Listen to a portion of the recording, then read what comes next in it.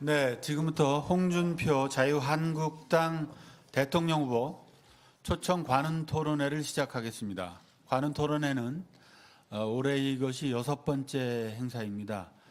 각 당의 후보가 정해지고서는 이번이 2번째 초청 행사입니다. 먼저 홍준표 자유한국당 대통령 선거 후보를 소개하겠습니다.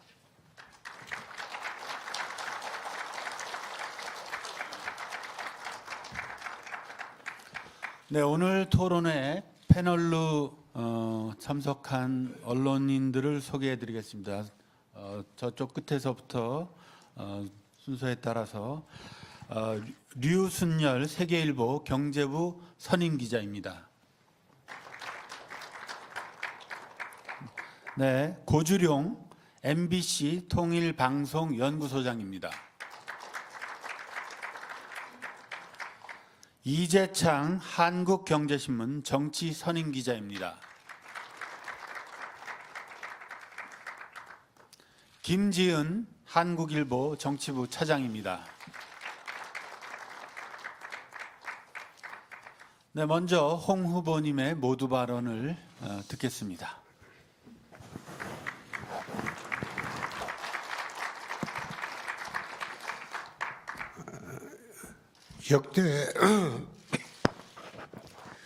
역대 대선과는 달리 이번에는 탄핵으로 인해서 급하게 치러지는 대선이다 보니까 후보자 검증 시간이나 정책 능력이나 파악을 하는 데는 국민들이 상당히 혼란스러울 것으로 저는 생각을 합니다. 유례 없이 이제 진행된 탄핵 과정의 연장선상에서 대선을 치르다 보니까 저희 자유한국당이 굉장히 힘든 그런 상황에서 선거를 치르고 있습니다. 그렇지만은 이 선거 패턴이 탄핵 대선에서 안보 대선으로 프레임이 지금 바뀌었기 때문에 저희들이 자유 대한민국을 지키는 그런 세력으로서 이 선거를 치르게 된 것은 참으로 어려운 환경이지만은 상당히 고무적으로 저희들은 생각을 합니다. 북미가 이젠 화해할 수 없는 극단적인 상황으로 치닫고 있는 데서 출발하고 있는 이번 대선이 가장 중점은 안보와 경제라고 저는 생각을 합니다. 대통령이라는 자리는 5천만 국민의 생명과 재산을 지켜야 하는 그런 자리이기 때문에 무엇보다도 중요한 것은 강당과 결기 있는 지도자만이 이런 천하대란을 수습을 하고 그리고 나라를 미래 선진 대한민국으로 끌고 갈 수 있다는 그런 생각입니다. 그래서 저희들이 정말 어려운 환경이지만은 앞으로 남은 기간 동안 국민들에게 신임을 받을 수 있도록 강단과 결기를 갖춘 지도자를 뽑아달라고 호소할 것입니다. 오늘 이 자리가 국민들에게 짧은 기간이지만은 저희 당과 홍준표에 대한 그런 모습을 국민들이 제대로 인식할 수 있는 그런 자리가 되었으면 합니다. 어떠한 질문이라도 받겠습니다. 감사합니다.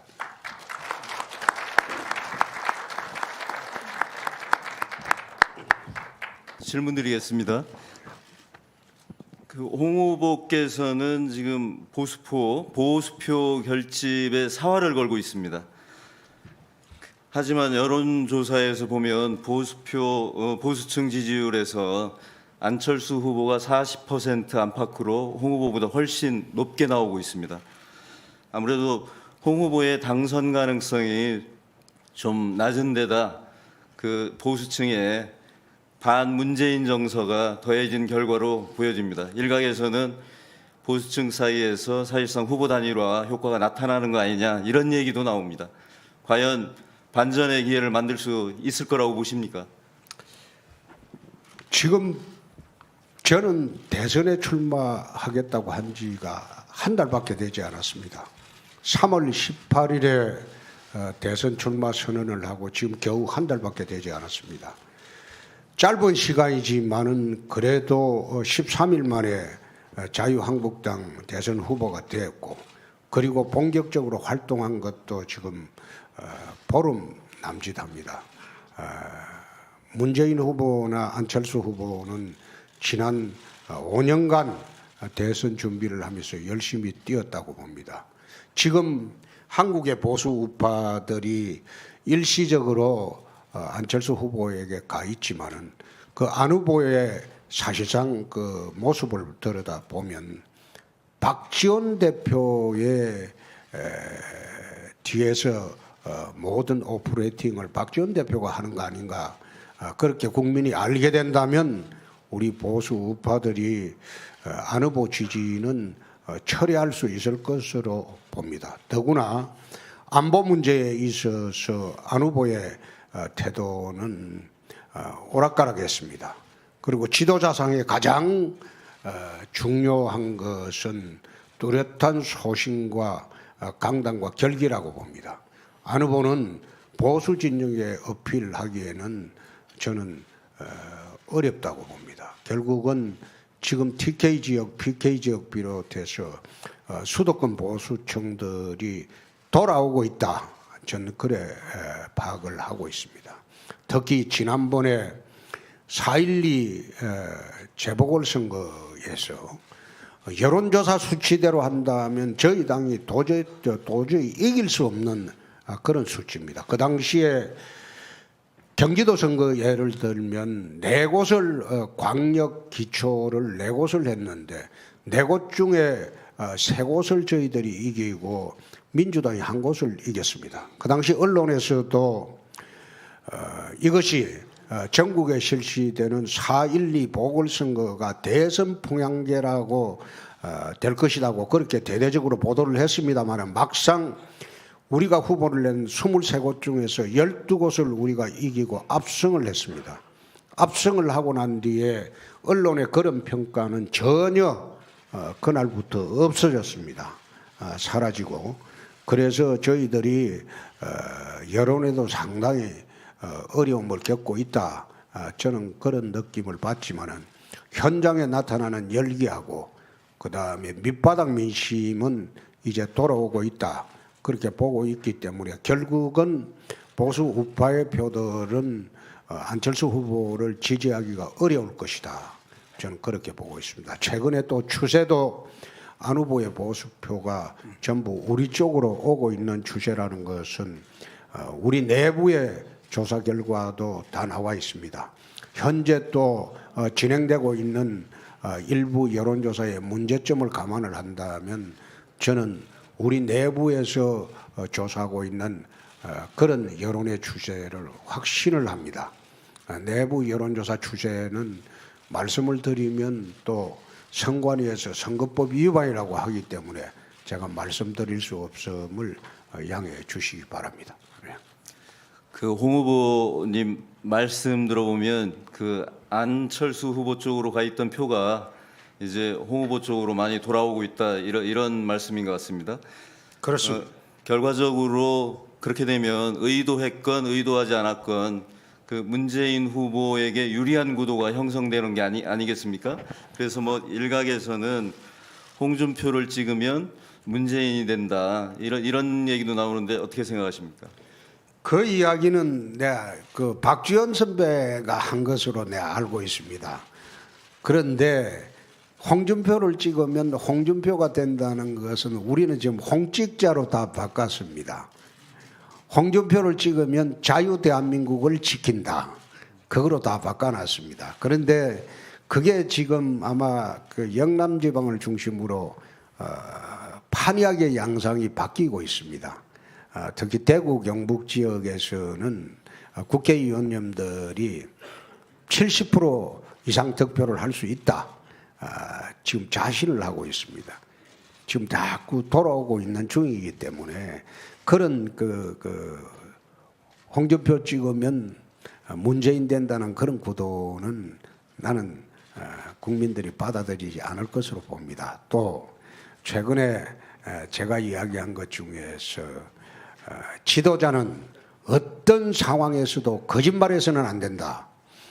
그걸 누차 이야기를 했는데 최근에 문재인 후보에 대한 거짓말 논란이 끊이지 않고 또 지난번에 북한 인권 결의안 문제를 갖고 내 이야기할 때 TV 토론에서 청와대 회의록을 공개하면 이게 대부분 답이 나올 건데 왜 회의록을 공개하지 않느냐 했는데 오늘 내 아침에 나오다가 보니까 청와대에 메모가 공개가 돼서 송민숙 회고록에 보면 문재인 후보 거짓말도 크게 한 것이 됩니다.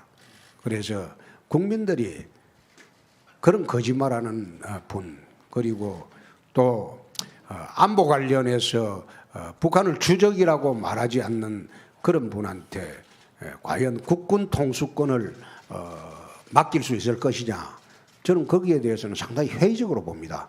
그래서 문재인 후보가 저는 보기에는 대통령 되기는 어렵지 않을까 저는 그것을 확신합니다.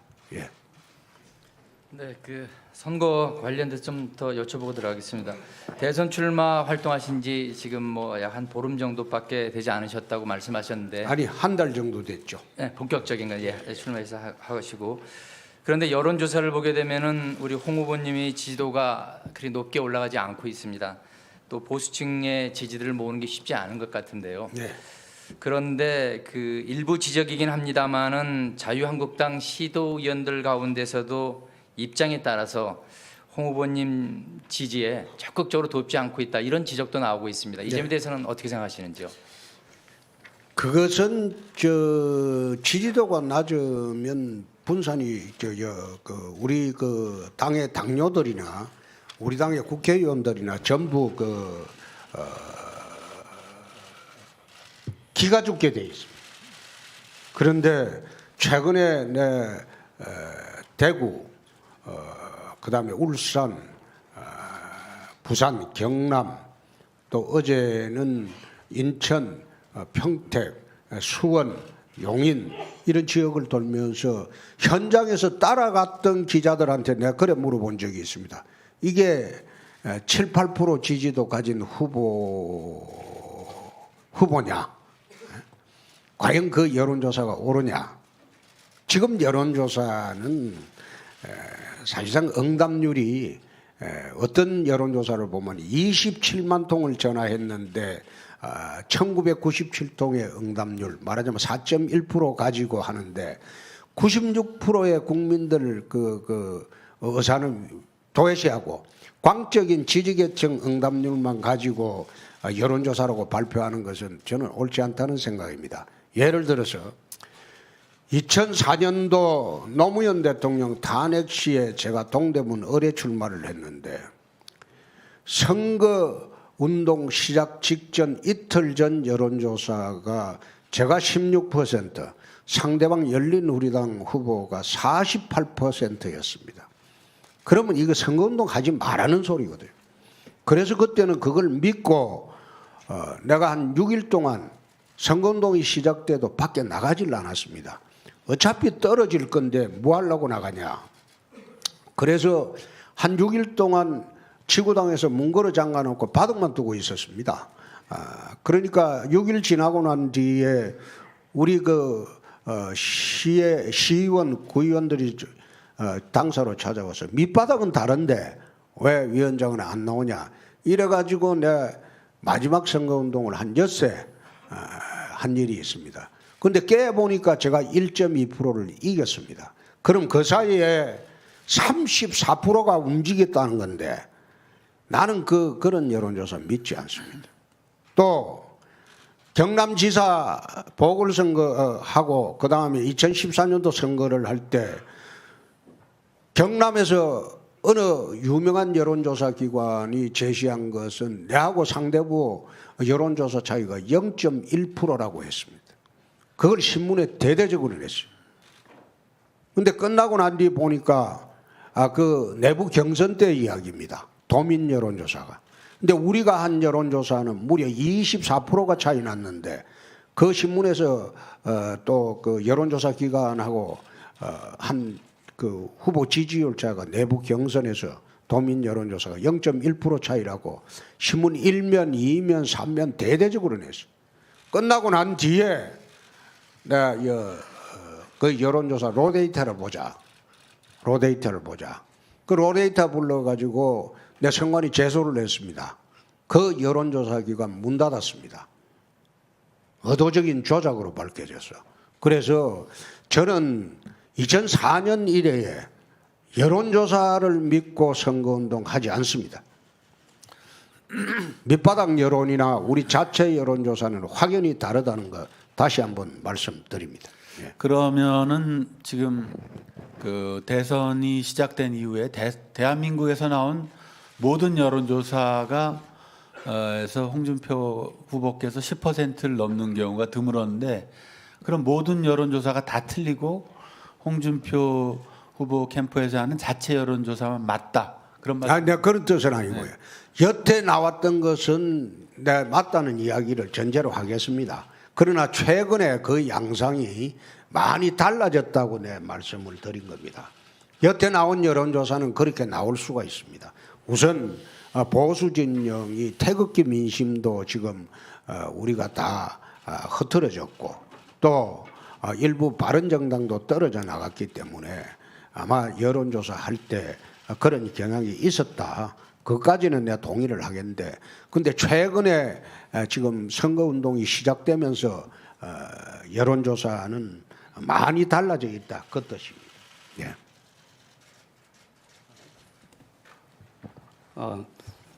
그 앞에 질문이 나오긴 했습니다만 여론조사 관련해서 추가로 질문드리겠습니다. 그 내부 여론조사, 자체 여론조사 결과를 말씀하시면서 확신한다 이런 말씀을 하셨는데 공식적으로 이루어지는 그 여론조사 결과를 믿지 않으시면서 자체 여론조사 결과는 확신한다. 이게 어떤 여론조사길래 그렇게 확신을 가질 수 있는지. 그게 이번 재보선 결과를 마친 것은 우리 자체 여론조사뿐입니다. 이번 재보선에 전국에 23곳의 진행이 됐을 때 우리가 12곳을 이겼습니다. 기초는 좀 빼더라도 광역 이상 선거가 되면 그는 여론조사 결과로 따라갑니다. 광역 이상이 되면. 그런데 경기도에서 그 당시에 그 여론조사 기관의 발표는 민주당 지지율이 45%고 국민당 지지율이 26%고 자유한국당 지지율이 9%였습니다. 4월 12일 기준으로. 그런데 선거를 해보니까 4곳 중에 3곳이 자유한국당이 이겼습니다. 그걸 맞춰준 것이 우리 내부 여론조사입니다. 유일하게 맞춘 겁니다. 그래서 밑바닥 민심은 틀리다. 숨은 민심이 있다. 그래 지금 확신하고 있습니다. 그 우리 4월 12일 날 재보궐선거 여론조사를 유일하게 마친 것은 우리 내부 여론조사입니다. 그 자체 여론조사 결과가 밑바닥 민심을 훑었다고 말씀하시는 건데 외부에서 볼 때는 오히려 자의적일 수 있고 편향적인 여론조사일 수 있다. 이런 오해를 충분히 할 수 있습니다. 우리 당 대표도 해보고 했지만 우리 자체 여론조사가 늘 나오는 통계가 우리한테 3에서 5%를 짜게 나옵니다. 오히려 짜게 나오는 것을 내가 쭉 봐왔습니다. 그렇기 때문에 내가 처음에 시작을 할 때와는 달리 좀 자신감을 붙는 것은 4.12 재보선 때 우리 내부 여론조사가 유일하게 맞췄다. 그래서 자신감 있게 한번 대선에 임하고 뛰고 있습니다. 예. 그래도 다수의 여론조사 결과를 보면 30%포인트 차이까지도 문재인 더불어민주당 후보와는 차이가 나는데 사실 현재로서는 당선 가능성이 그리 높아 보이지는 않습니다. 그래도 완주를 하시려는 건 일각에서는 대선 이후에 당권을 노리기 때문이다. 이런 분석도 있는 게 사실입니다. 이에 대해서는 어떻게 생각하십니까? 당권 노리고 선거 치를 만큼 그런 바보가 아닙니다. 그러면 대선 이후에 이제 현재 자유한국당은 비대위 체제인데 전대에 출마하실 생각은 없으신 건가요? 저는 대선에 이길 것으로 봅니다. 어차피 이 대선은 좌파 3명과 우파 1명의 싸움입니다. 내 처음 시작할 때 87년 대선을 한번 벤치마킹 해보자. 내가 그런 이야기를 처음 시작할 때 했습니다.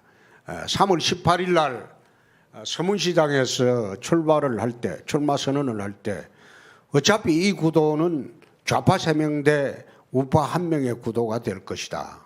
다른 우파들은 결국은 자유한국당 후보한테 몰리게 될 것이다. 표가 직결하게 될 것이다. 그건 보수 우파들의 위기감의 반영일 겁니다. 그런데 지금 이 선거가 내가 87년 선거를 다시 한번 벤치마킹 해봐라. 내 당직자들한테 그렇습니다. 그런 이야기를 합니다. 그 당시도 민주화 열풍 때문에 사실상 노태우 지지라는 말을 전혀 못할 때입니다. 밖에 나가서.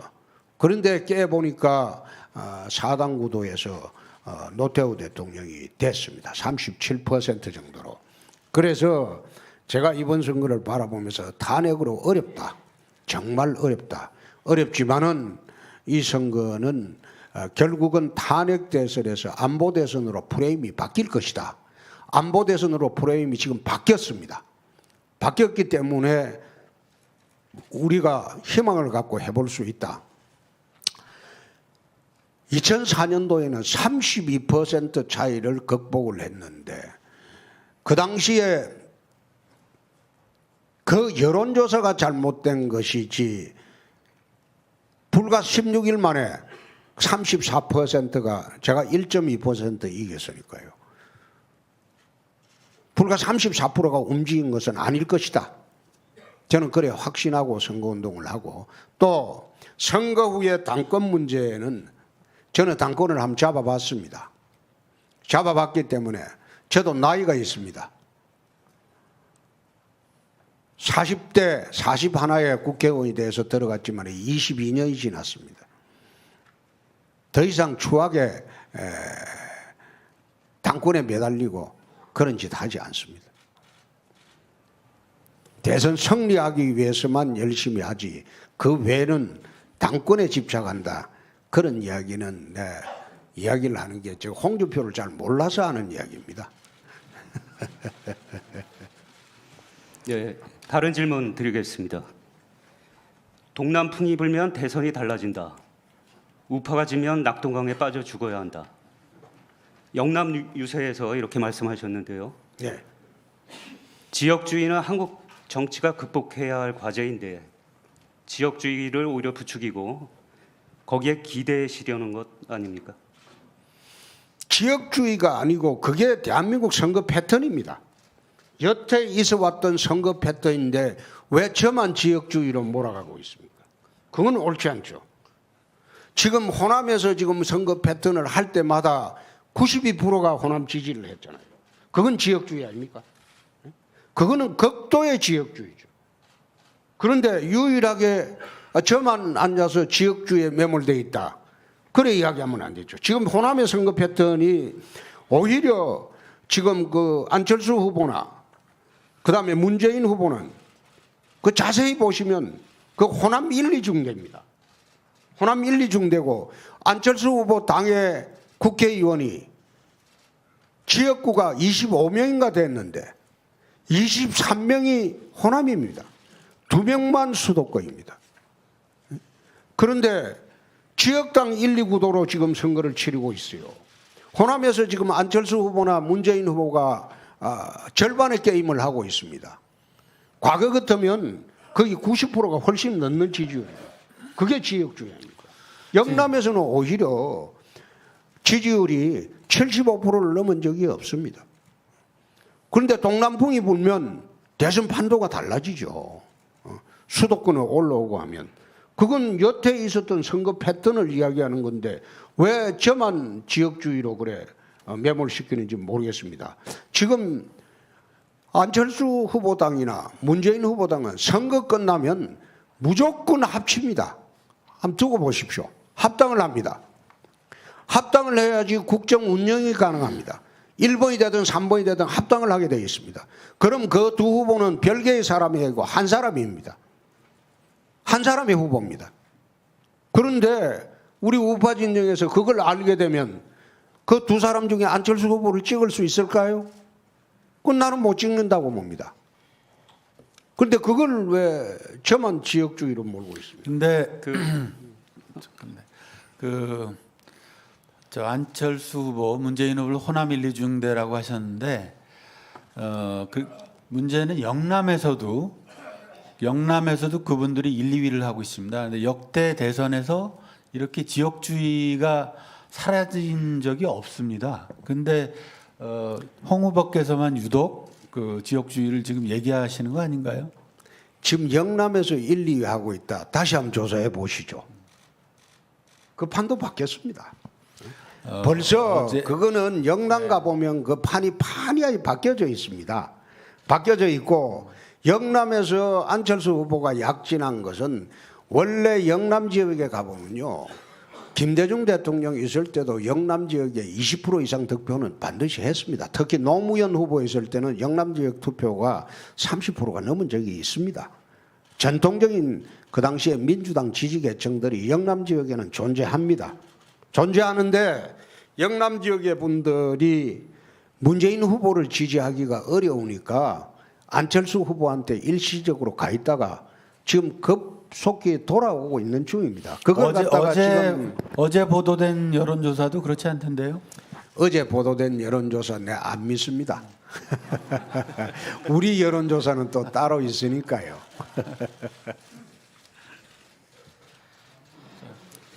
그 후보 단일화에 대해서 좀 여쭤보겠습니다. 그 어찌됐건 보수 후보 단일화 이거는 현재로선 그 돌파구 차원에서 무조건 해야 된다 이런 보수층의 목소리가 높습니다. 하지만 그 유승민 후보는 뭐 전혀 생각이 없다고 선을 긋고 있는 상황인데요. 보수 후보 단일화 어떻게 될 것 같습니까? 나는 유승민 후보를 강남 좌파로 보지 그분은 정책을 한번 보십시오. 정책은 심상정 후보와 같다고 스스로 토론에서 이야기를 했습니다.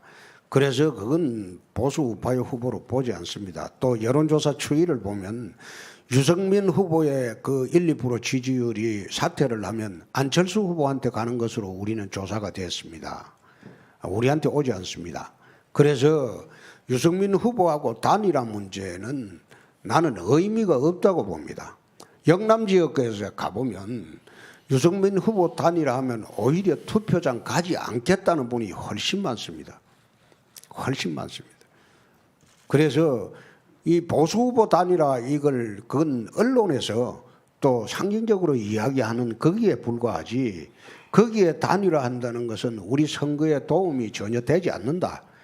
이미 결론을 그려냈기 때문에 이 단일화하는 것은 난 의미가 없다고 봅니다. 옛날에 우리가 그 보수 정권에서는 언제나 단독으로 정권을 잡았습니다. 단일화를 안 했습니다. 단일화는 주로 야권에서 야권 후보 단일화 운동을 늘 했습니다.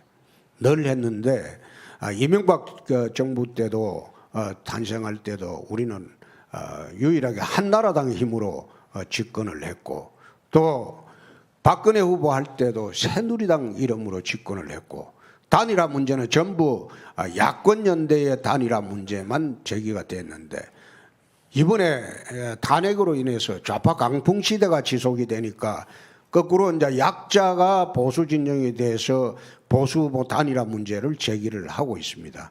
그러나 우리 보수 진영의 특히 보수 우파 진영의 분들은 결국은 투표장에 가실 때 가능성 있는 후보에게 집중 투표를 할 것으로 저는 확신을 합니다.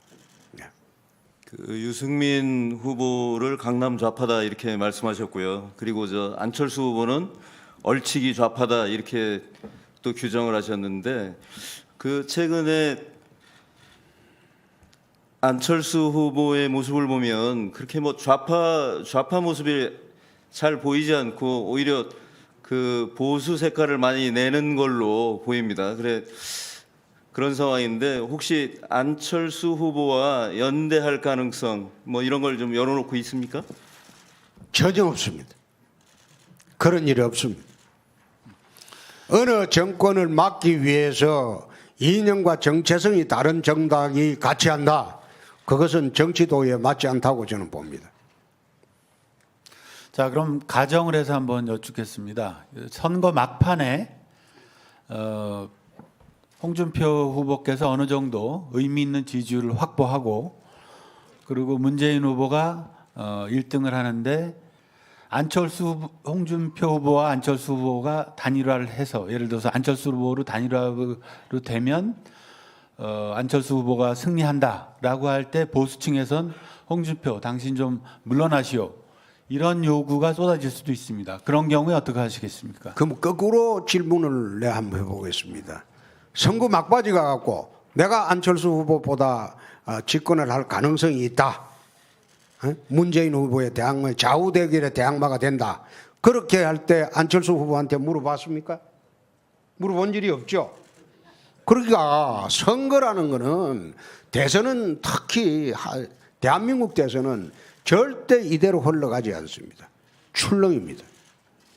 출렁일 때 그 파도를 누가 타느냐? 거기에 마지막 승부처가 있습니다. 노무현 후보가 3위 하다가 급작히 1위로 뛰어 올란 것은 그는 불과 선거 2주 전입니다. 2002년도 한번 보시죠. 지금 우리 본부장께서 묻는 그 취지는 나보고 들어가라는 건데 그 한국 보수 적통의 후보가 들어가고 지금 보수인지 진보인지도 모르고 좌우에 양다리 떡 걸쳐놓고 가랭이 걸쳐놓고 다리 걸쳐놓고 있는 그 후보한테 양보하라. 그거는 난센스죠. 그 질문 자체가. 거꾸로 안철수 후보한테 왔을 때 홍준표가 만약 세지면 양보할 용이 있는가 그렇게 물어본 일이 있습니까? 물어보지 않았지 않습니까? 근데 굳이 나한테 그런 걸 물어보는 거는 그건 또 무슨 의도로 물어보는지 내 이해하기 어렵네요. 이 관훈 토론회에서 저희는 묻는 사람이고 후보로 초청되신 분은 대답하는 사람입니다. 저희는 여러 가지를 물을 수가 있습니다. 아니, 질문의 의도를 가지고 말씀하시는 거는 아니 그렇죠. 여러 가지 물어볼 수가 있는데 가불관계로 상징하고 물어보는 거는 그 적정하지가 않죠. 상대방도 입장이 있는데 지금 세상이 1인 미디어 시대입니다. 1인 미디어 시대인데 언론 입장에서는 무조건 내가 갑이다. 너희는 묻는 대로 답해라. 이렇게 말하는 그것도 옳지가 않습니다.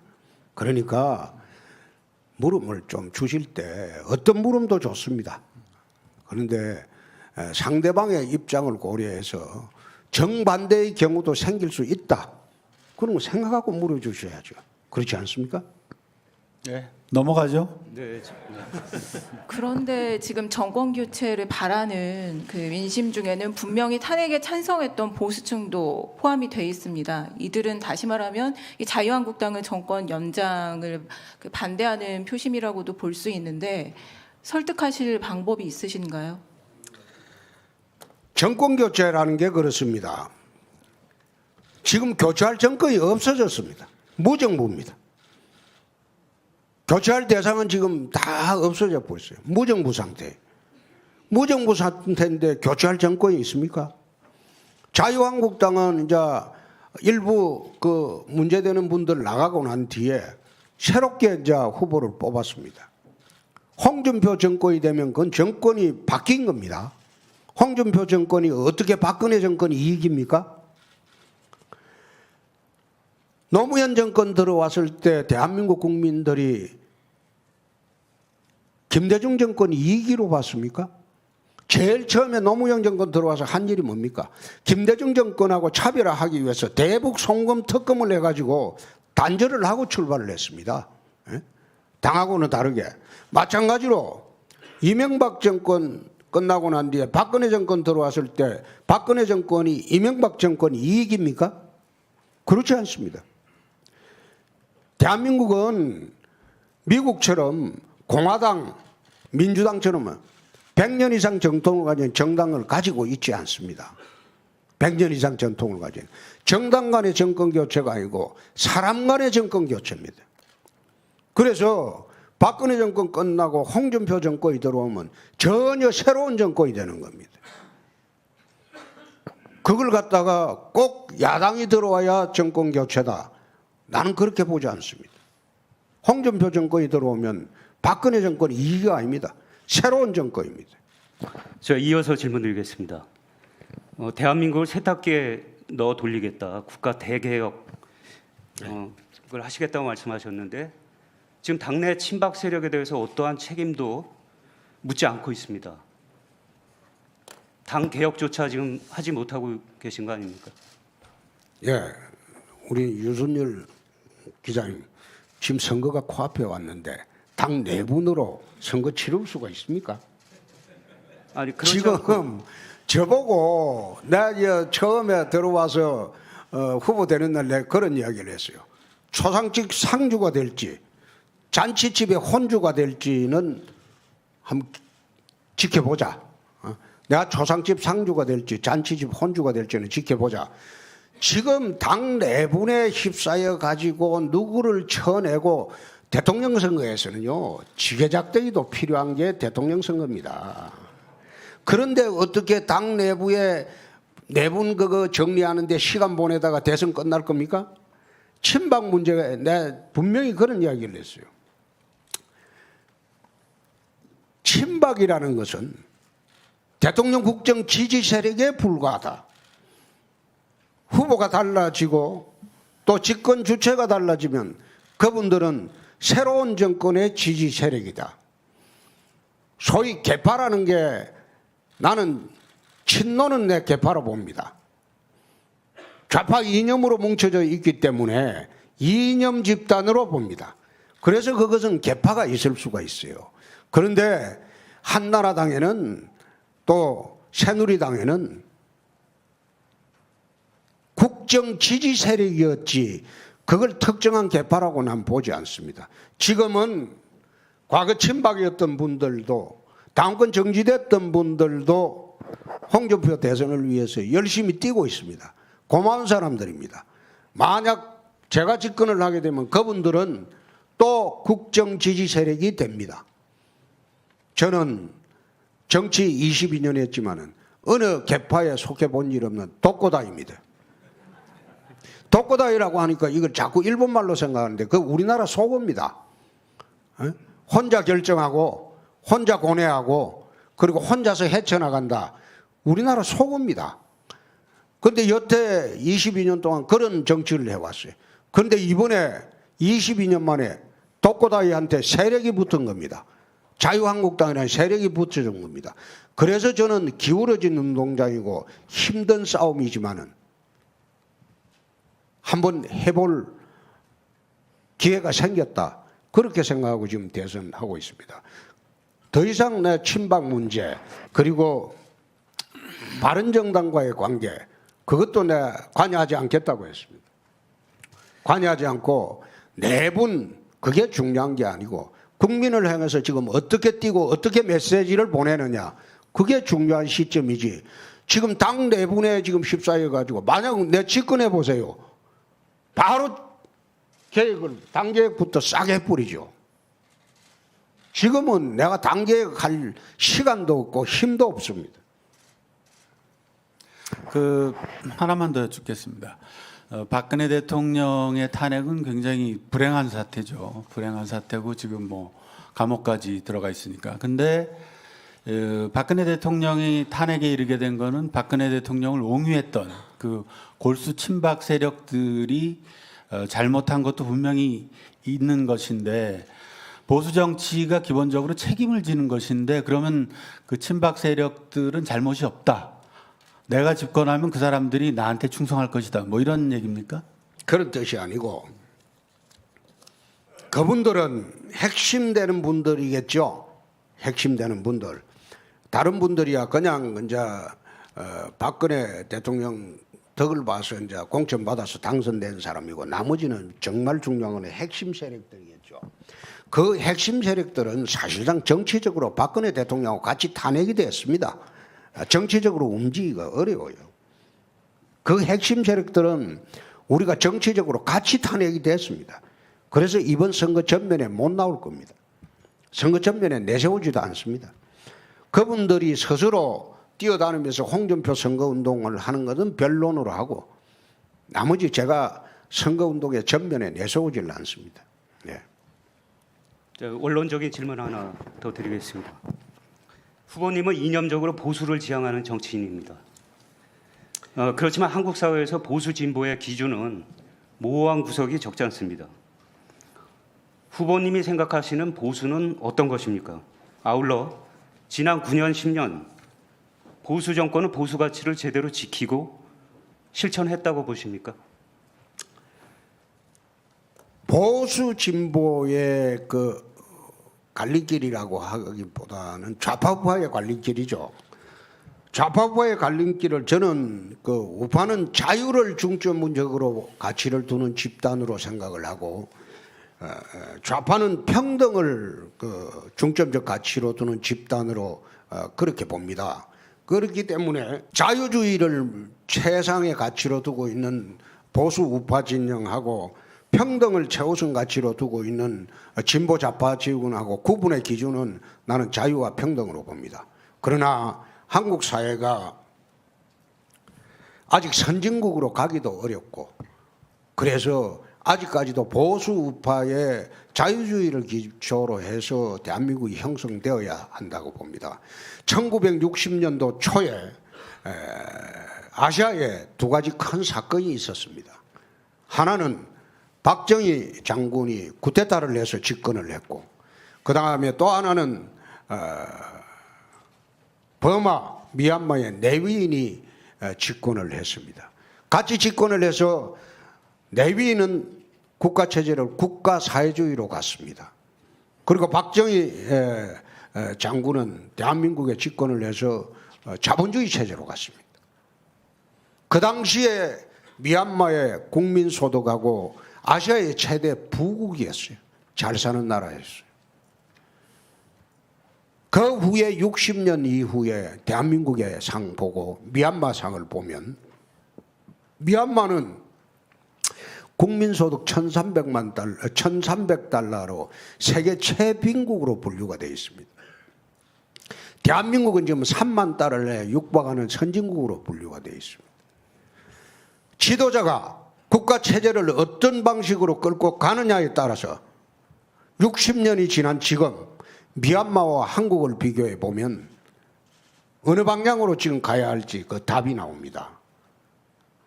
그래서 저는 아직은 완벽하게 우리가 선진국에 올라설 때까지는 자유를 중심으로 하는 그런 자본주의 체제로 계속 진행이 되어야 한다고 봅니다.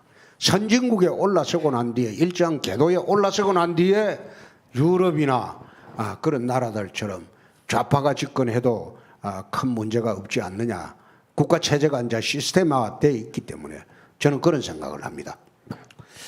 보궐선거를 무산시킨 그 후보 꼼수 사태 좀 논란이 많이 됐는데요.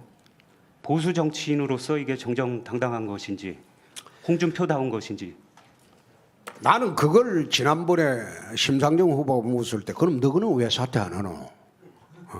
심상정 후보, 안철수 후보, 유승민 후보 국회의원 사퇴해야죠. 대선에 나왔으면 당당하게 사퇴해야죠. 당당하게 사퇴하고 그 보궐선거를 만들어줘야죠. 자기들은 사퇴 안 하고 내가 보궐선거 안 만드는 거 그걸 갖다가 꼼수 사퇴로 모는 게 과연 정당하냐. 대선에 나왔으면요 법률상으로 그 국회의원들이 법률을 만들어가고 자기들은 사퇴 안 하게 딱 만들어놨어요. 다른 사람은 다 사퇴하라고 하고 국회에서 법을 그래 만들어야죠. 미국 같은 경우에는 주지사가 절대 사퇴 안 합니다. 대통령 당선되면 사퇴합니다. 사퇴 조항이 없어요. 그런데 우리나라는 국회의원 자기들 빼놓고는 다 사퇴하라고 그래 해놨는데, 그러면 국회의원에 나왔던 안철수 후보나 유승민 후보나 심상정 후보는 왜 사퇴하지 않습니까? 4월 9일 이전에 저는 임기가 1년 2개월밖에 안 남았습니다. 근데 이분들은 3년 가까이 남아 있습니다. 그러면 3년 가까이 남은 걸 보궐선거를 만들어 줘야지 참정권 침해가 아닌 거 아닙니까? 근데 그 사람들은 사퇴 안 하고 왜 유독 저만 몰아붙이는지. 또 이 보궐선거를 하려면 선거 비용이 170억이 들어요. 참고로 안철수 후보는 사퇴했죠. 아니 그것도 4월 9일 이전에 사퇴해야죠. 보궐선거를 만들려면. 그렇지 않습니까? 대통령 후보 선거하고 같이 하도록 해야죠. 그런데 이제 와서 자기도 보궐선거 없애려고 사퇴한 거 아닙니까? 그 보궐선거 언제 합니까? 내년에 하잖아요. 응? 그러니까 그럼 1년 몇 개월 동안 그 노원에 국회의원이 없어요. 그거는 책임 안 집니까? 그건 꼼수 사퇴 아닙니까? 오히려 그게 잘못된 거죠.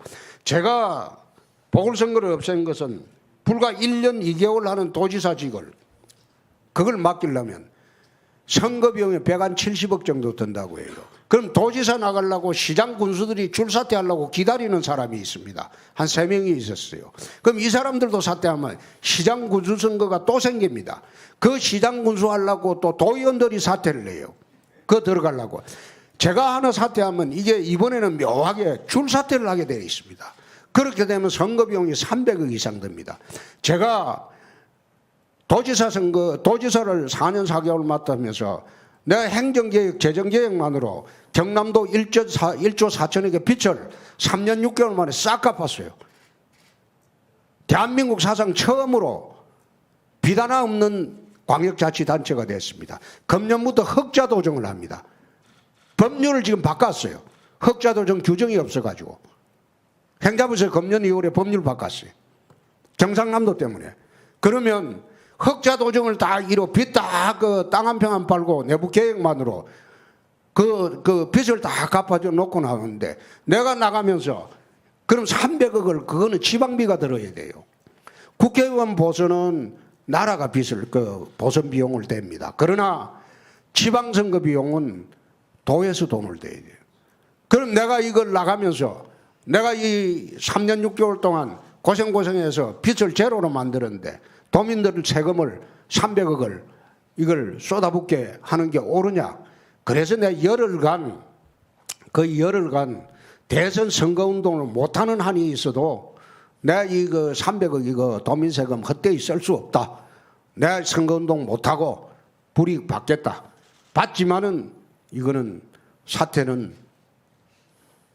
보궐선거 없애는 것이 옳다.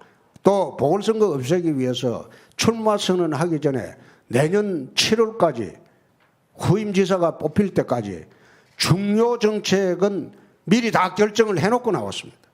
그렇기 때문에 경상남도에 새롭게 정할 중요 정책이 아무것도 없습니다. 미리 다 정해놓고 행정부지사로 하여금 직무대행으로 하면 현상유지만 할 수 있게 다 해놓고 나왔습니다. 그래 나왔는데 자기들은 대통령 선거 떨어지면 국회의원 다시 해먹으려고 그래 하면서 어떻게 그 취지로 한 그걸 갖다 꼼수 사태 이래 비난을 합니까? 근데 이해하기 어렵습니다. 다른 질문 드리겠습니다. 예. 막말 또 다소 가벼운 언행, 보수로서 품격이 없다 이런 지적이 계속 나오는데요. 거기에 대한 입장은 어떠십니까? 내가 막말한 거 한번 대보십시오. 어떤 말을 막말을? 뭐 여러 가지 있죠. 뭐 아니 말씀하세요. 죽자 시리즈 뭐 예를 들면 죽자 시리즈라고 들어. 그러면 이수진 장군이 생적사 뭐 사적생 그것도 막말이네. 뭐 이수진 장군이 생적사 사적생 뭐 그 이야기한 것도 죽자는 이야기 아닙니까? 그것도 막말이네. 노무현 대통령 자살했다. 그 팩트지 않았습니까? 그걸 갖다가 참 제가 이런 말을 냈으면 막말 시비가 안 났을 거예요. 서가하셨다. 그 말했으면 절대 막말이라고 안 했을 거예요.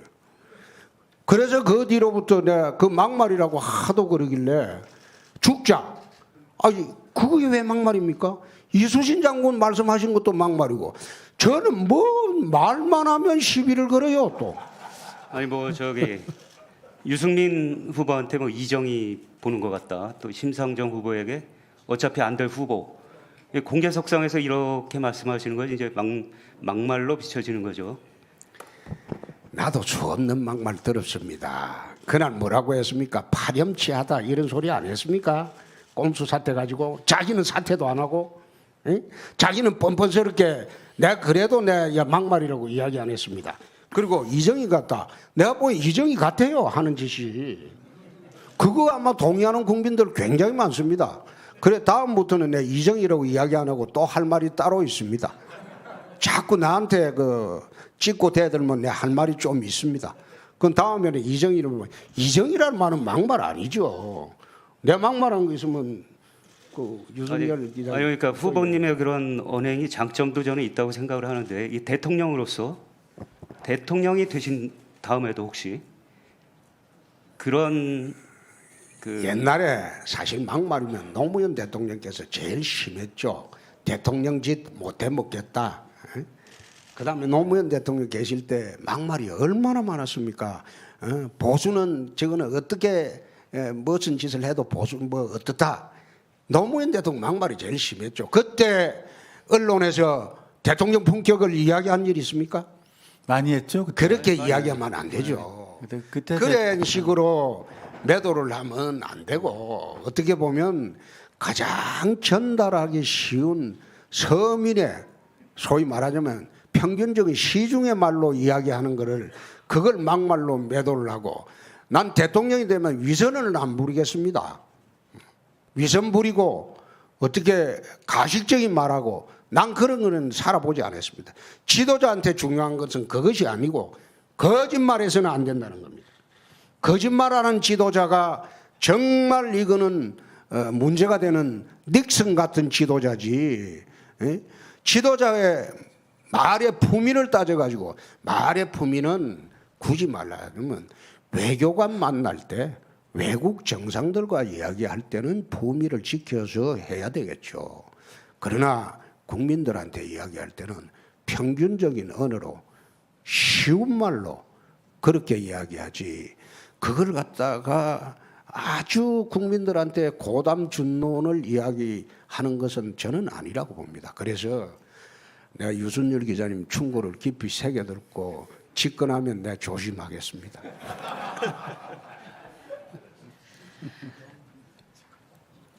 선거에 참 돈이 많이 들죠. 대선은 더 많은 돈이 듭니다. 지금 자유한국당은 시도당사, 중앙당사 이제 담보로 잡혀서 250억 원 대출받아서 이제 선거를 치르고 계십니다. 물론 뭐 당선되신다거나 아니면 15% 이상 득표하시면 문제가 없지만 그렇지 않을 최악의 경우도 사실 생각을 해야 되거든요. 돈은 현실적인 문제이기 때문에요. 그럼 이후에 선거자금 문제 내가 어떻게? 구체적으로 이야기는 안 하겠는데 이미 훨씬 넘어섰습니다. 그렇기 때문에 그 걱정 안 하셔도 됩니다. 누가 돼도 다 차기 대통령은 장밋빛 탄탄대로가 아니라 가시밭길이 예고돼 있습니다. 지금 뭐 여러 가지 문제 대내외적 환경이 최악의 상황으로 지금 가고 있는 거죠. 특히 국내적으로 보면 여소야대 상황입니다. 협치 없이는 국정 운영이 불가능한 그런 상황인데 야당과의 관계 설정 잘 하실 자신이 있습니까? 우리나라 대통령들은 당선이 되면 여의도를 쳐다보지 않습니다. 그것은 YS 때도 그랬습니다. YS, DJ, 그다음에 노무현, 이명박, 박근혜 다 여의도 출신이면서도 당선되면 여의도를 돌아보지 않습니다. 정무수석을 보면 국회의원 떨어진 사람을 정무수석을 시킵니다. 그러니까 이 사람은 정무수석이 국회의원 떨어진 사람이 하면 국회에 오질 않습니다. 여의도에. 소위 말하면 쪽팔리니까. 안 옵니다. 안 오고 과반수가 되었으면 대통령은 뒤에 앉아서 당대표나 원내대표를 압박을 해서 무조건 해내라고 합니다. 이렇게 하니까 여야의 극한 대치가 생깁니다. 지난 25년간 그랬습니다. 그런데 미국의 대통령은 그렇게 하지 않습니다. 미국 같은 경우에는 법안 제출권 그리고 예산 편성권이 의회에 있습니다. 그렇게 하다 보니까 대통령이 의회의 협력 없이 국정을 할 수가 없습니다. 그러니까 조찬, 오찬, 만찬을 의회 지도자들하고 늘 하면서 여야 가릴 것 없이 국정을 공유합니다. 공유를 해서 설득을 합니다. 미국은 늘 그래 왔습니다. 그러니까 의회하고 대통령이 소수당이라도 그 대통령 직무 수행이 가능한 게 거기에 있습니다. 우리나라 대통령들은 왜 여의도 출신인데 들어가면 안 나오는가 하면 여의도 이게 이젠 더 이상 꼴 보기가 싫어요. 징그럽거든. 자기가 있어 보니까. 그러니까 나는 딱 베일에 가려버리고 앞에 사람들 다 되죠. 그래서 이런 상황에서 협치라는 것은 딴 게 아니고 미국식으로 대통령이 의회 여야 지도자들 다 모시고 조찬도 하고 오찬도 하고 만찬도 하고 술도 한잔 하면서 그냥 국정을 다 공유해야 됩니다. 내가 이렇게 하려고 하는데 사실 이런 국정의 현상이 이렇다. 그러니까 여러분들이 알고 좀 협조를 해달라. 이렇게 국정 협조를 하면서 국정을 공유하는 자세가 되어 있으면 아무리 극렬한 야당 반대하는 분도 그렇게 대통령이 나오면 절대 나는 반대 못하리라고 봅니다. 그래서 저희들이 집권을 하면 협치라는 말 그거 가지고 자리나 하나 묶이죠. 결국은 자리나 하나 묶기 그게 중요한 게 아니고 물론 정무장관은 야당으로 해야 옳겠죠. 제1야당을 하는 게 옳겠지만은 대통령이 열린 자세로 의회와 소통하는 그런 미국식의 대통령제를 한번 해봤으면 합니다. 네. 새 정부는 준비할 시간이 없습니다. 당선되면 곧바로 취임해야 됩니다. 그러면은 어느 정도 대선 과정에서 섀도우 캐비닛이나 이런 게 준비가 돼 있어야 됩니다. 그렇지 않으면은 상당 기간 시일이 소요될 수 있고요. 박근혜 정부만 해도 조각에 50여일이 걸렸습니다. 인수위 준비 기간 2달이 있었음에도 그렇게 많이 걸린 겁니다. 혹시 섀도우 캐비넷은 준비되어 있는지요? 그리고 총리하고 외교부 장관, 안보 담당하는 그 국방부 장관, 경제부총리는 굉장히 중요한 상황인 것 같아요. 그래서 이걸 미룰 수가 없는 그런 상황인데 혹시 마음에 든 사람 있습니까? 경남지사 보궐선거를 2012년 12월 20일 날 19일 날 하고 20일 날 바로 내가 경남지사로 취임을 했습니다. 취임하고 사흘 만에 도정 파악을 다 했습니다. 보고를 싹 다 듣고 그리고 일주일 만에 도정을 안정시킨 경험이 있습니다. 대통령직 인수를 하면 내 일주일 만에 국정 파악할 자신이 있습니다. 제가 그래도 국회에 있을 때 한 10여 개 상임위원회를 돌아다녔습니다. 외교, 통일, 국방, 정보, 법사, 행자, 그 다음에 기획재정, 정치, 경제, 사회, 문화 모든 국정을 사선을 하면서 다른 의원들과 달리 내 국토해양만 못 가봤어요. 그거는 좀 고물이 생기는 상임위라서 그런지 하도 경쟁이 치열해서 그 외에는 내 상임위를 거의 다 돌아다니 봤습니다. 국정을 다 봤습니다. 원내대표, 당대표 하면서 나라 일 다 봤습니다. 경남지사 하면서 지방선거, 지방행정조직 다 해봤습니다. 지방행정도. 그렇기 때문에 대통령이 되면 일주일 내 국정 파악할 자신이 있습니다. 그리고 한 달 내에 내각 세팅시킬 자신이 있습니다. 혹시 그 마음에 두고 있는 사람은 없습니까? 저는 마음에 두고 있는 사람이 있긴 하지만 지금 우리 당 지지율이 좀 약하기 때문에 그걸 이야기하면 그 사람이 잘 안 옵니다. 그래서 어느 정도 막바지 가서 집권 가능성이 보일 때 섀도우 캐비닛도 발표할 수 있도록 할 겁니다. 박근혜 전 대통령이 기소되면서 당원권이 지금 정지가 되어 있는데요. 후보님은 성완종 리스트로 재판을 받고 있습니다. 같은 원칙으로 당원권 정지 상태여야 하는 것이 아닌지, 또 대법원에서 파기환송되면 임기 후에 감옥 가겠다 이렇게 말씀하셨는데 그게 아니라 대통령 직무 수행 자체가 불가능해지는 게 아닌지요. 그건 법을 몰라서 하는 소리입니다. 제 사건은 내가 하도 그깟 물고 늘어지게 내가 세탁기 들어갔다 나왔다. 내가 가만히 보니까 다음에 들어갈 차례가 누군지는 대강 알겠다. 내가 그 이야기도 했는데 대법원은 법률심입니다. 내 사건 판결문 보면 법률적 쟁점이 하나도 없습니다. 검찰이 주장하는 모든 법률적 쟁점은 다 받아들였습니다. 그래서 법률적으로는 법률적 판단이 할 사항 자체가 없습니다. 내가 그래도 법률가 출신입니다. 두 번째, 0.1%의 가능성도 없지만은 파기환송이 되면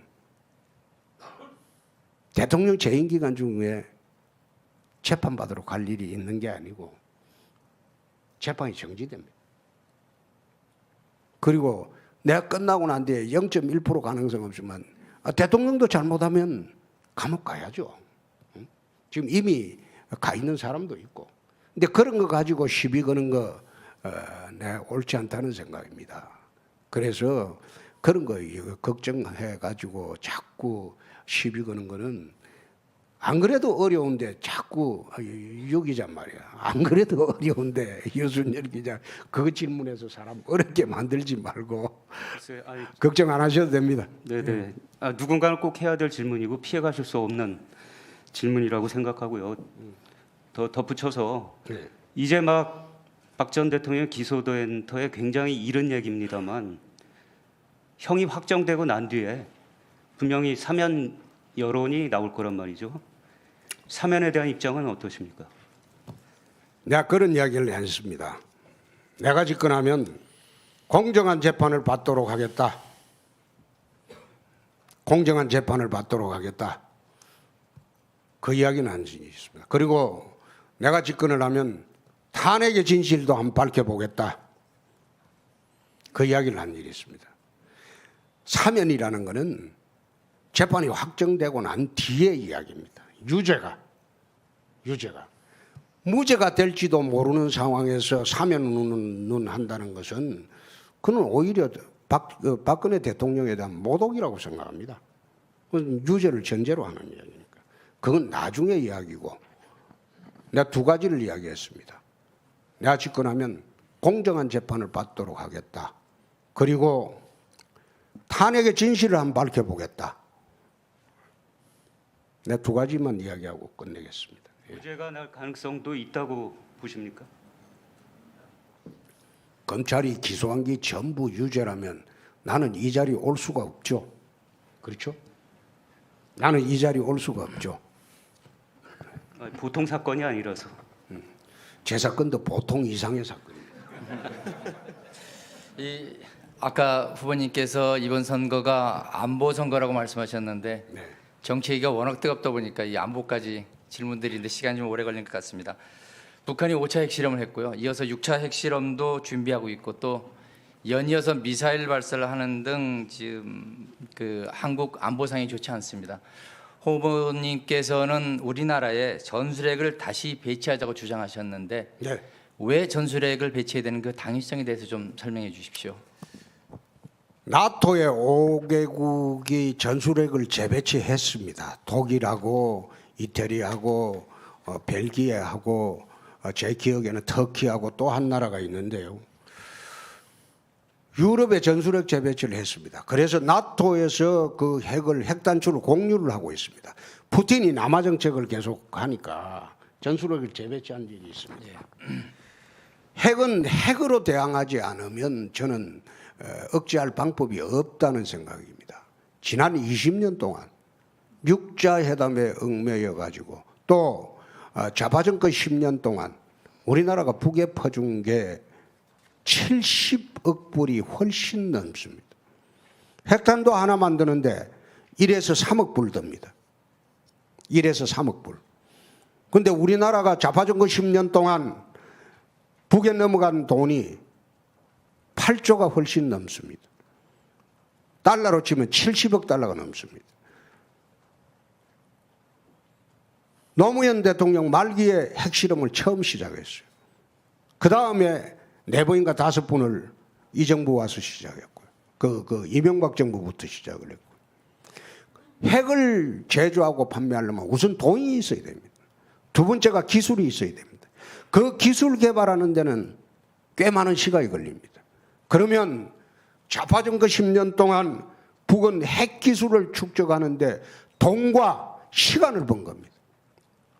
육자회담 한다고 매달려 있을 때 과연 외교로 그 핵이 제거가 됐습니까? 계속 업그레이드 됐어요. 이제 막바지 단계까지 왔어요. 미국이 본토를 공격한다고 할 만큼 위협적인 단계까지 왔다 이겁니다. 그런데 이 핵을 제거하기 위해서 문재인 후보는 북에 가서 김정은이 만나 핵 제거하겠다? 나는 그게 참 철없는 이야기라고 봅니다. 김대중 대통령은 김정일이 만났어요. 노무현 대통령 김정일이 만났어요. 핵 제거했습니까? 핵을 도와주기만 했지. 또다시 달러를 안고 북에 가겠다는 거 아닙니까? 평화를 돈으로 구결을 하겠다는 거 아닙니까? 그럼 그 뒤에 오는 정권은 어떻게 감당을 할까요?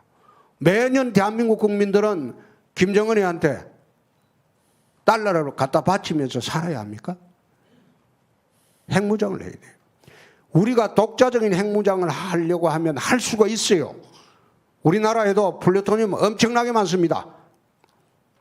재처리를 안 했을 뿐이지. 일본에 플루토늄이 수만 톤이 있습니다. 일본은 마음만 먹으면 핵탄두 1000개를 1년 6개월 만에 만들 수 있습니다. 그러나 핵무장하는 것은, 자체 핵무장하는 것은 우리가 어렵습니다. 동아시아에 핵 도미노 현상이 오기 때문에. 그러면 차선책으로 뭐냐? 미군의 전술핵을 들어와서 남북 핵균형을 이루어야 됩니다. 이루어야지 나중에 북이 핵 폐기하면 전술핵을 돌아가면 되는 겁니다. 그래 이야기하니까 문재인 후보가 지난번 토론 때 91년도 뭐 남북 비핵화 선언에 반한다 그런데 남북 비핵화 선언은 이미 북이 위반을 했죠. 비핵화하기로 했는데도 지금 핵을 다 가지고 있지 않습니까? 어떻게 그런 나이브한 생각으로 또 낭만적인 생각으로 대통령이 되고 국군 통수권자를 하려고 하는지 그게 의심스럽다는 겁니다.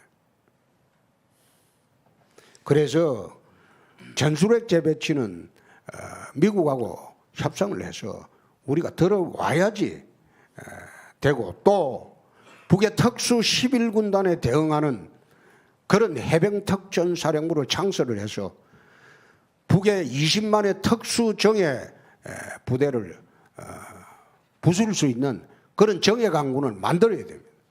힘의 우위를 통한 무장평화정책으로 가지 않고는 대한민국은 김정은의 핵공갈에 늘 불안하게 떨면서 달러를 갖다 바쳐야 됩니다.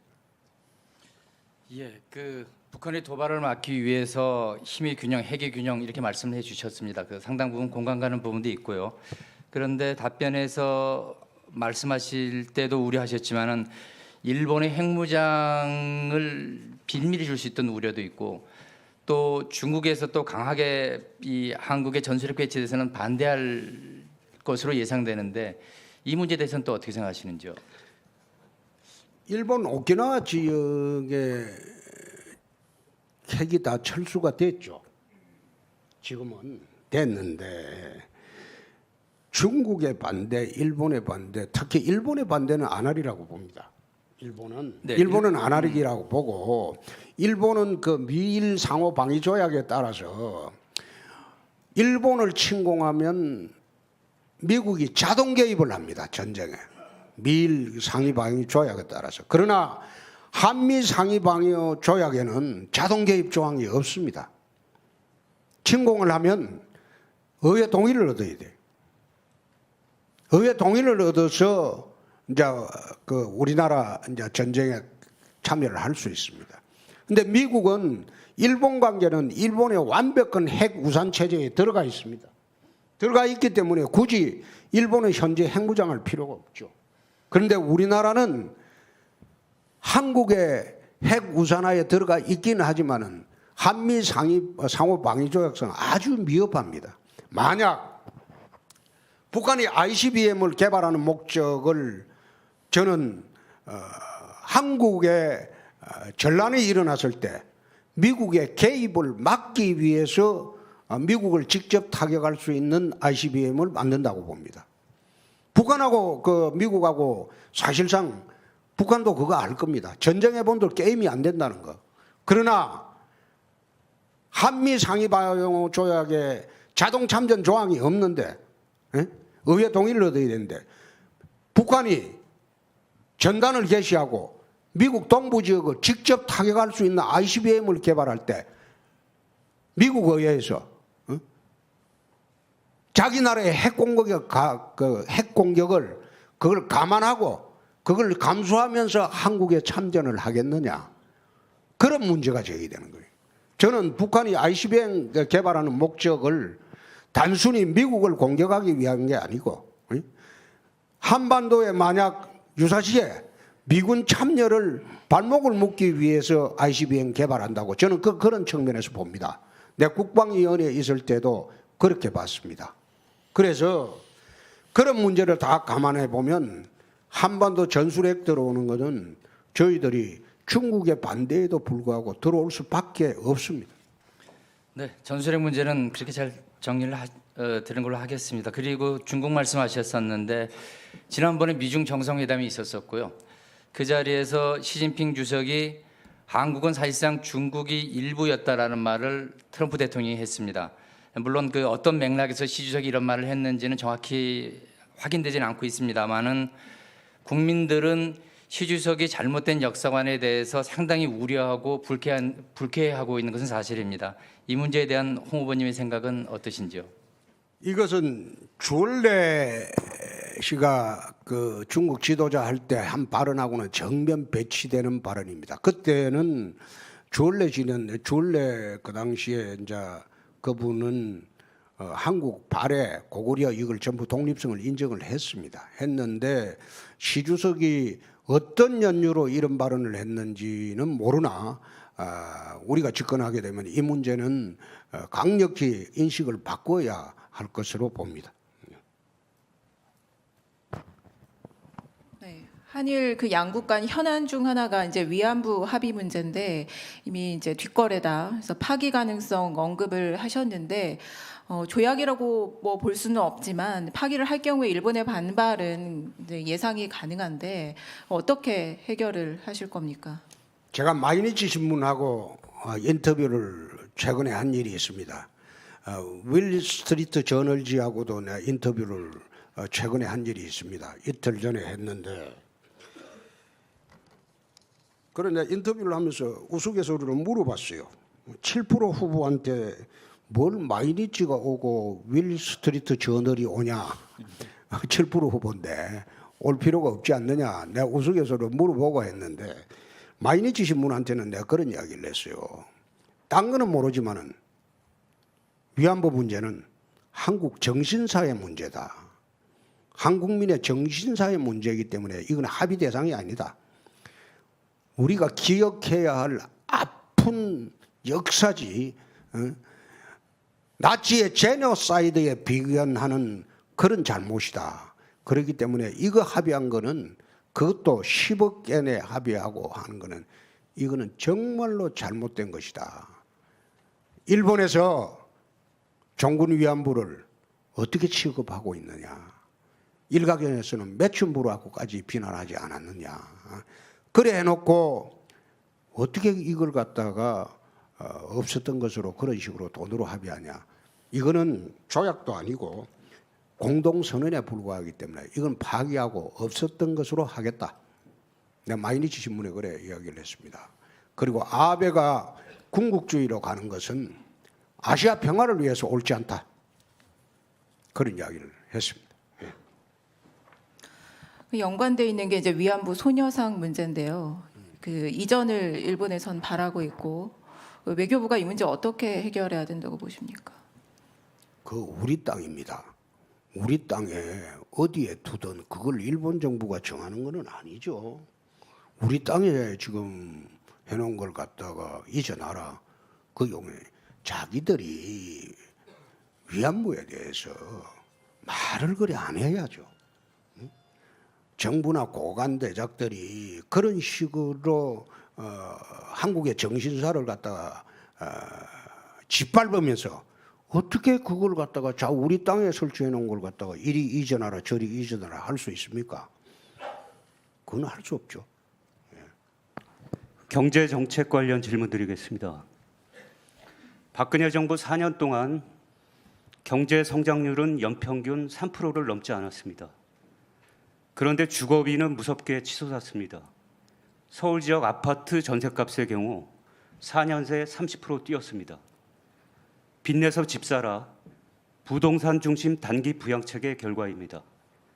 후보님은 부동산 정책, 주거 정책을 어떻게 끌고 가시겠습니까? 우선 대한민국 경제가 왜 성장이 더디냐? 청년 일자리가 왜 절벽이냐? 그것부터 내 설명하고 주택정책 이야기를 하겠습니다. 대한민국에 나는 3대 적폐 세력이 있다고 봅니다. 그 첫째가 종북 세력입니다. 그 둘째가 강성기족 노조들입니다. 주로 민주노총입니다. 그 셋째가 정교조입니다. 정교조를 통해서 초중고등학교 학생들에게 어릴 때부터 좌파 이념, 친북 사상을 심어주고 있습니다. 그러다 보니까 한국 사회의 종북 세력들이 활개를 치게 되었습니다.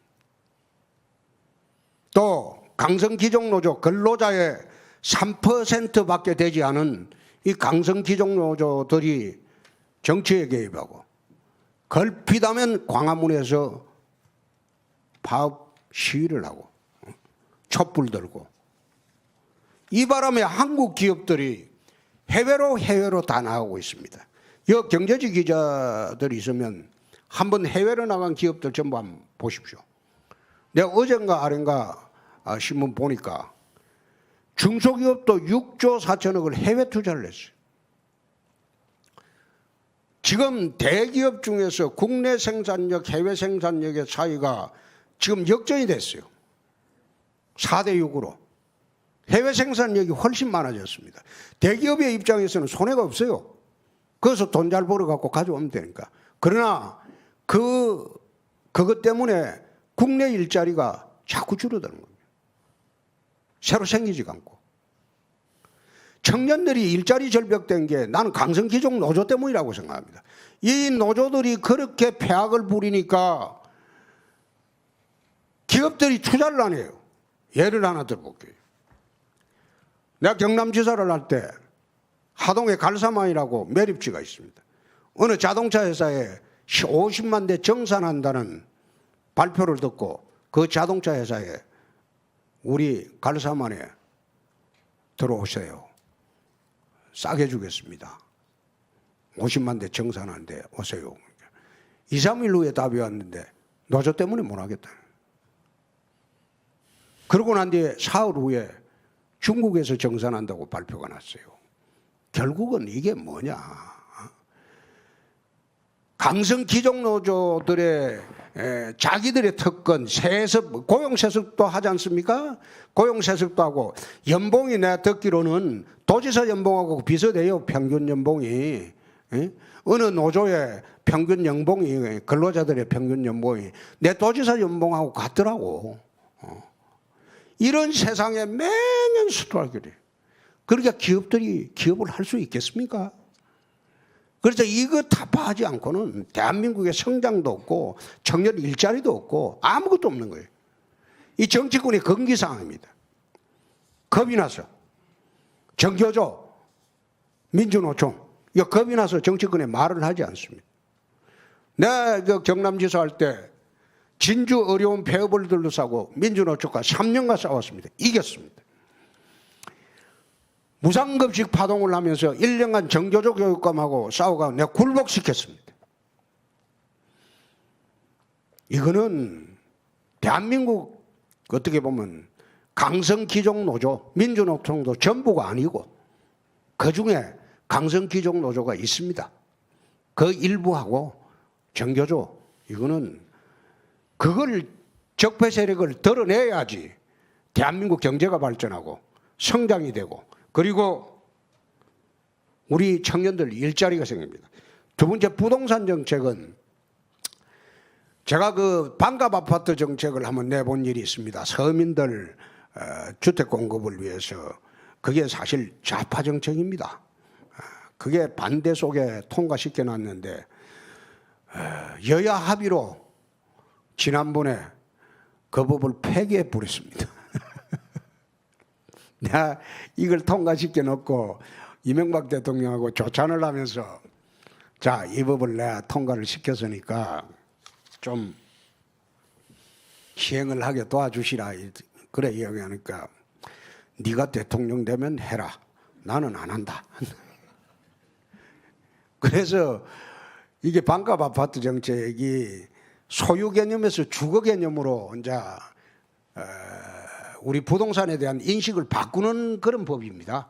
소유 개념으로 치면 이게 이제 부동산 투자가 되는데 주거 개념으로 이제 부동산 개념을 바꾸려고 이 법을 통과시켜 놨는데 이 법을 통과시켜 놓고 난 뒤에 금년인가 작년인가 정동영 의원이 저한테 전화가 왔어요. 야, 이거 네 좋은 정책인데 정동영 의원하고는 개인적으로 친하니까요. 네 좋은 정책인데 이 법 폐기하고 있는데 네 가만히 있나? 그러니까 내가 국회의원도 아니고 뭐 웃잖아. 뭐 너가 알아서 해라 이러는데 그 법 폐기하고 정동영 의원이 다시 그 법안을 제출을 해놨습니다. 우리나라 그 부동산 정책의 근본은 부동산을 소유 개념이 아닌 주거 개념으로 바뀔 때 그것이 부동산 정책이 가능하다는 생각입니다. 예. 법인세는 더 인하하겠다는 입장이신 거죠? 법인세는 저는 그렇게 생각합니다. 인상해가지고 과연 기업들이 활성화되겠느냐? 그래서 오히려 세계적으로는 법인세 인하하는 게 추세입니다. 그 추세인데 무상복지를 하려고 소위 정치인들이 선심만 쓰려고 그래 하다 보니까 무상복지 재원을 법인세에서 찾는 겁니다. 부자 정세라고 이야기를 하는데 우리나라 아마 제가 상위 20% 소득을 가진 분이 우리나라 소득세의 93%를 낸다는 내 통계 수치를 봤습니다. 그리고 하위 우리나라 세금을 안 내는 소득세를 안 내는 계층이 35에서 40%가 소득세를 한 푼도 안 냅니다. 면세점이 있습니다. 그래 있기 때문에 이런 상황에서 다시 부자 정세를 하자 이렇게 주장하는 것은 그것은 거기서 돈을 뜯어가지고 무상으로 나눠줄라. 옛날에 내가 좋은 말로는 로빈 훗 방식이라고 그랬어요. 로빈 훗 정책이다. 부자들 걸 뺏어가지고 가난한 사람한테도 골고루 무상으로 나눠주는 거. 그거는 옳지 않은 정책 아닌가. 차라리 법인세를 갖다가 낮춰가지고 기업을 활성화시켜가지고 투자를 많이 하게 하고 강성귀족노조를 적폐를 해소하고 해서 기업의 의욕을 되살려가지고 사회 분위기를 전부 끌고 가는 것이 제대로 된 경제정책이 아닌가 저는 그렇게 생각합니다. 네, 제가 여쭤보려고 하는 건 기업 투자를 이끌어내기 위해서 법인세를 낮춰야 한다 이렇게 말씀하신 건데 우리 그 실효세율 법인세 실효세율은 굉장히 낮습니다. OECD 평균에 한참 못 미치고 거의 최저 수준이고요. MB 정부 때부터 법인세를 낮췄지만 감면해주고 투자가 오히려 줄어들었습니다. 그건 노조 때문이지.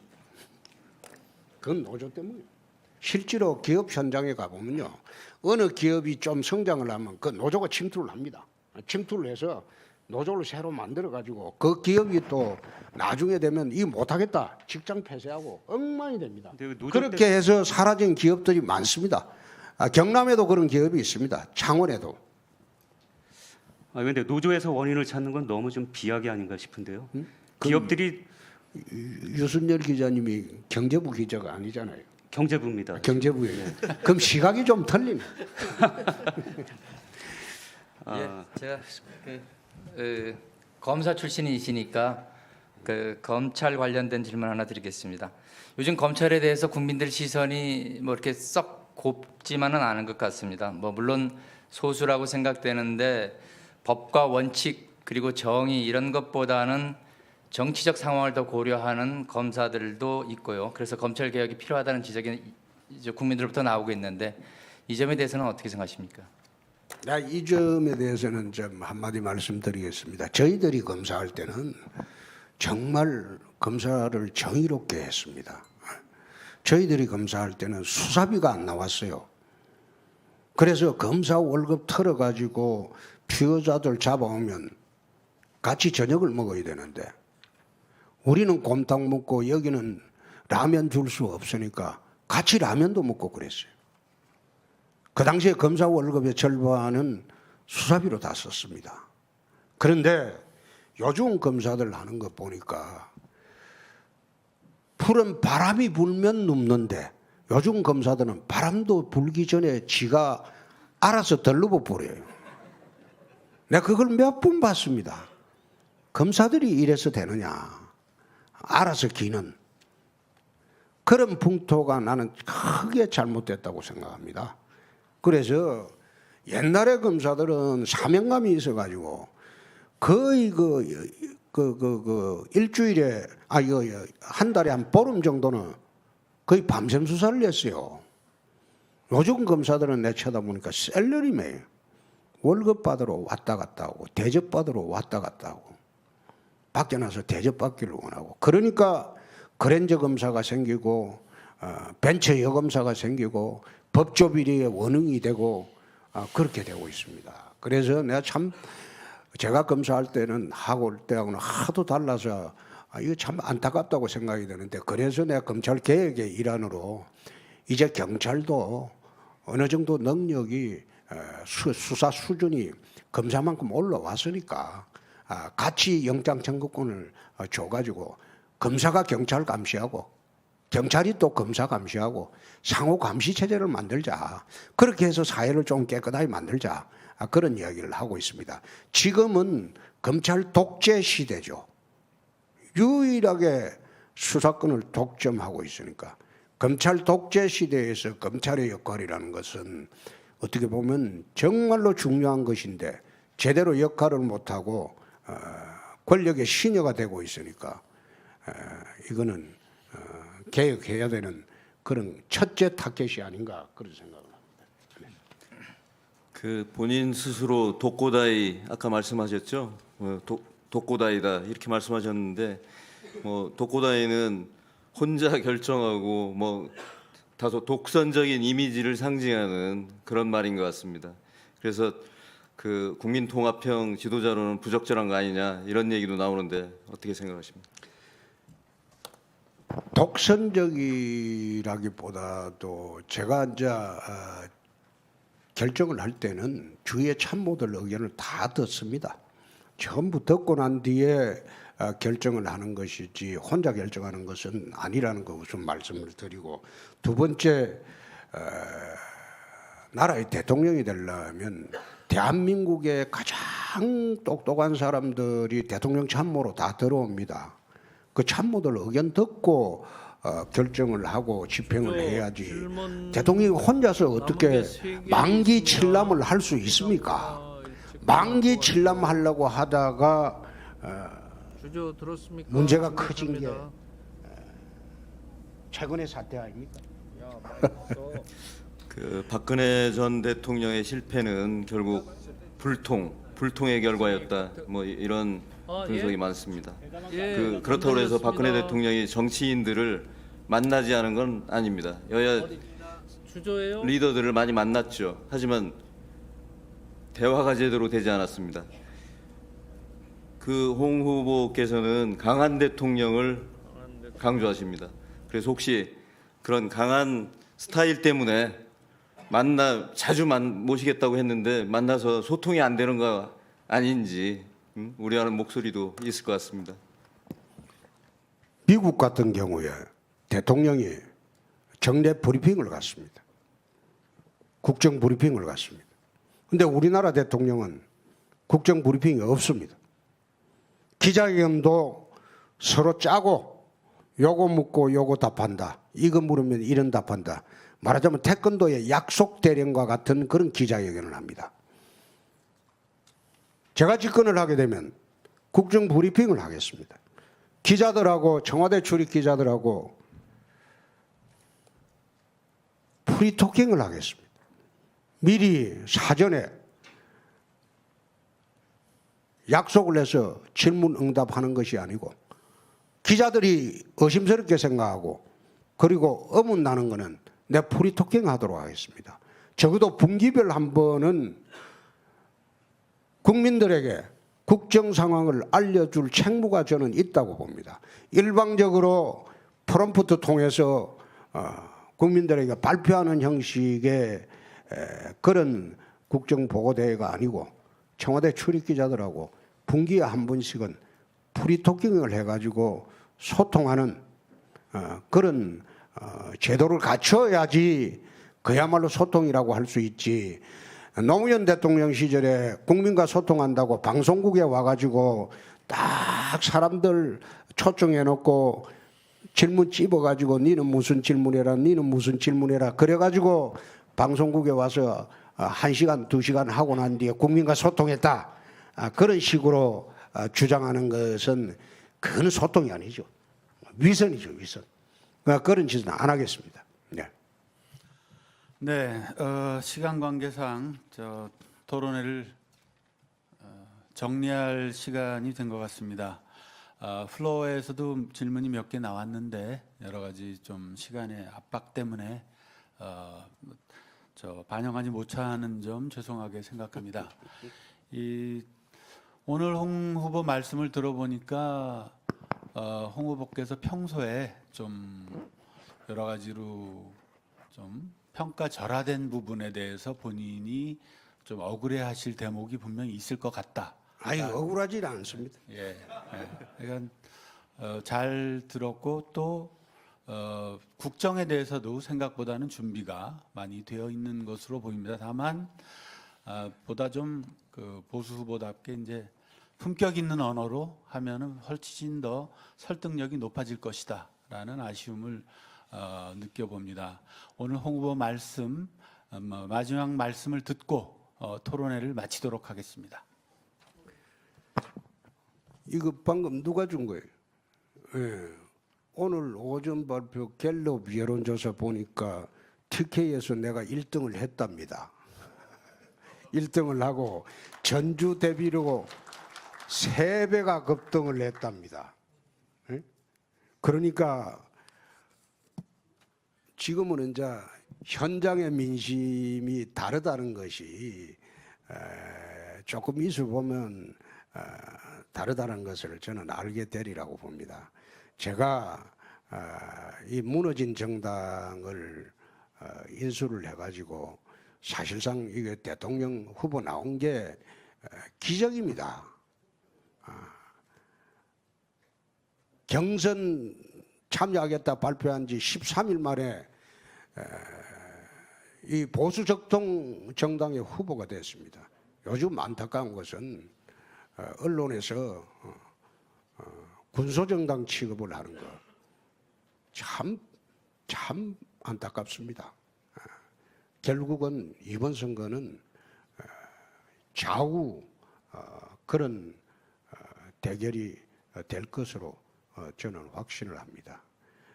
언론인 여러분들이 저희 당이 다소 그 사이에 잘못도 많고 언론과 소통도 못했고 또 여러분들 참 눈에 잘못된 점이 많이 비춰졌더라도 대통령 선거는 좀 균형감 있는 보도를 좀 해 주셔서 합니다. 오늘 불러 주셔서 정말 고맙게 생각합니다. 저는 이 자리 끝나면 또 이제 유세하러 나가야 됩니다. 네, 5월 9일 날 초상집의 상주로 끝날지 잔치집의 혼주가 될지는 아직 모릅니다. 네, 잔치집의 혼주가 되도록 노력하겠습니다. 감사합니다.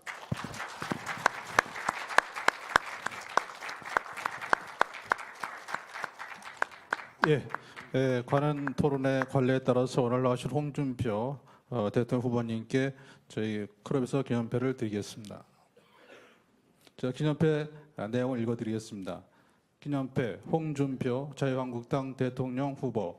관훈 클럽은 귀하를 초청 연사로 모신 가운데 유익한 대화와 토론의 시간을 가졌습니다.